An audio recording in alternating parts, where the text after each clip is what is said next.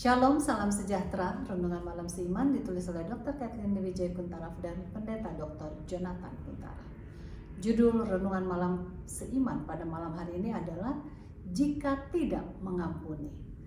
Tetapi hendaklah kamu ramah seorang terhadap yang lain, penuh kasih mesra dan saling mengampuni, sebagaimana Allah di dalam Kristus telah mengampuni engkau. Efesus 4 ayat 32. Himbauan untuk saling mengampuni orang yang bersalah kepada kita itu adalah suatu kebaikan bagi kita sendiri. Bila Anda tidak mau mengampuni dan tetap membenci, Anda menjadi hamba dari orang yang Anda benci. Justru orang yang kita benci itu jadi tuan kita. Mari perhatikan 7 hal berikut ini.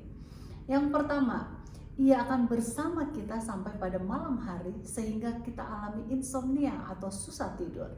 Yang kedua, ia terus bersama dengan kita sampai di meja makan sehingga kita tidak punya selera makan. Yang ketiga, ia terus mengikuti kita waktu kerja sehingga kita tidak bisa konsentrasi dalam melakukan tugas kita. Yang keempat, ia membuat tubuh kita mengeluarkan adrenalin sewaktu memikirkannya sampai kita mendapat tekanan darah tinggi. Yang kelima, ia memaksa kita untuk berbuat sesuatu yang tidak logis dengan adanya subconscious association, yaitu suatu asosiasi di bawah alam sadar kita. Misalnya, kesal kalau lewat depan rumahnya, sampai harus melewati jalan lain walaupun harus jalan berputar asal tidak lihat rumahnya yang mengingatkan kita tentang dia. Yang keenam, ia merupakan tuan yang keras yang meletakkan beban berat di pundak kita sehingga kita selalu mengalahkan apa saja yang mengingatkan kita kepada dia. Apakah itu orang tuanya, anaknya, atau teman hidupnya. Yang ketujuh, kebencian sungguh adalah suatu beban berat yang dipikul manusia yang tidak mau mengampuni orang yang berbuat salah kepada kita. Mengingat subconscious association ini tidak dapat kita atasi dengan kekuatan kita sendiri, maka Tuhan berkata, "Marilah kepadaku, hai kamu yang berbeban berat, aku akan memberikan kelegaan kepadamu." Bila kita curhat kepada Tuhan persoalan kita, maka Ia akan mengubah subconscious association tersebut sehingga neuron atau sel syaraf yang mengingatkan kita kepada musuh kita tidak akan dikaitkan lagi dengan adrenalin neuron, tetapi ke endorfin neuron.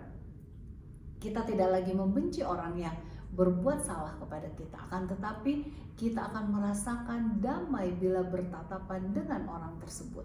Bukan berarti kita sudah lupa apa yang telah dilakukan orang tersebut karena kita belum pikun, tetapi reaksi kejengkelan pada hati Anda sudah diangkat Tuhan.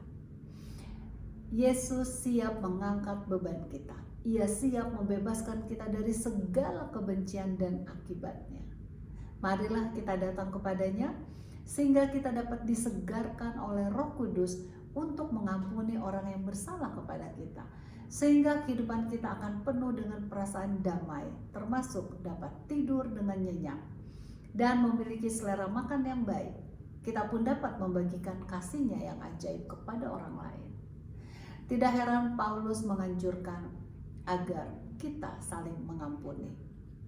Kalau Yesus masih bisa mengampuni orang yang menyiksanya, mengapa kita tidak siap mengampuni orang yang bersalah kepada kita?